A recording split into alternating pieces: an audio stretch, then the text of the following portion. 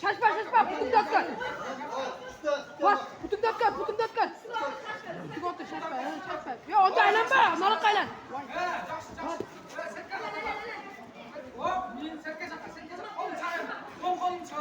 Putum al sen. Kıl.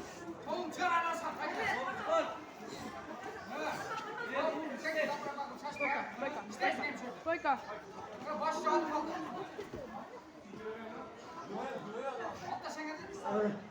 Ya stойка, брат.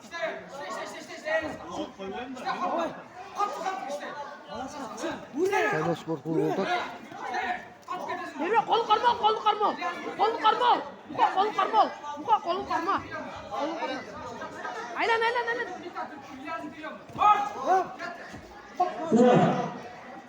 Carlos.